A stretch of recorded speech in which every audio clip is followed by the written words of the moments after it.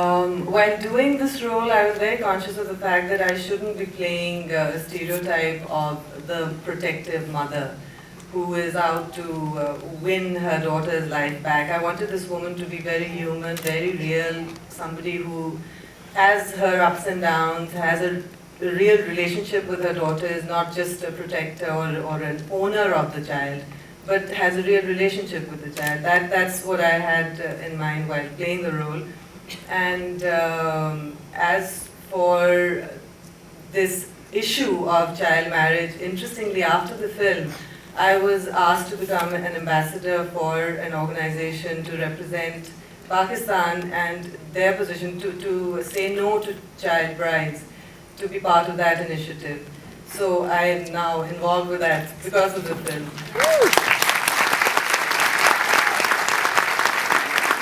And Akhil, really, that was kind of the surprising part, is that you have been the person that's now inciting this critical dialogue about women and the plight of the girl child in the world. I don't know about the world. I mean, I hope so, but I think for me, as my part of my responsibility as a filmmaker is to start that dialogue, sort of break that status quo within various cultures, not just our own. And we've had interest from a major nonprofit who actually works on this issue and wants to make this issue really big next year. So we hope to be able to bring this film and this issue and sort of use it as a tool for advocacy in other countries and cultures. That's our hope. For sure. And the irony is that when she does get away successfully, she actually uses the help of a man. That's all right. I think that's fair enough.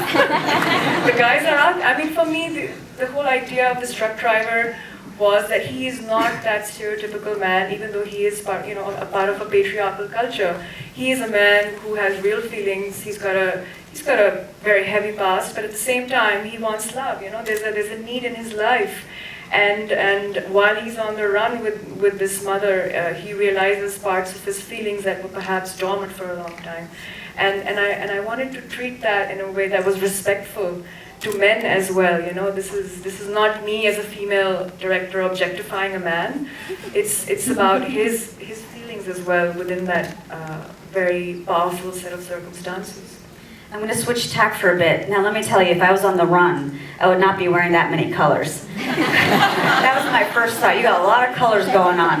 But I know that was intentional. Like, you did want Pakistan, which is traditionally on film always portrayed as very bleak, very brown. You wanted color to be part of the conversation. For sure. I mean, our palette is so rich, so vibrant, and it always surprises me when I see films or TV shows on Pakistan or depicting Pakistan that are somehow drained of all that color. And for us, it was not even a challenge or even a question. I mean, my production designer here and art director, we wanted to embrace that color and make it part of our palette and the landscape. I mean, that's the character of the film. The surreal nature, the surreal colors, the way the light shifts. That was all part of being open to the road trip. We were on the road for 2 months with a crew and cast of 50 people, and in severe winter and cold. So the palette sort of stays true to what was there in the landscape and available to us. I'm interested in the sound design. Shrimoy, the sound design of your film was quite beautiful. Thank you. Yeah. It was actually done by a friend of mine. So basically, what we thought of doing is we were trying to dream similarly. Like, we have shown the dreams and how we actually feel the sounds there and how the music grows and then comes down and that way me and my friend, and actually I was like staying in Kolkata that time, and my sound designer, he was actually in Japan, he was in Tokyo, and so we used to do all these things through Skype. Thanks to technology. Wow. Yeah, so and then we had actually shot this film in 3 days and we did the edit in 4 days.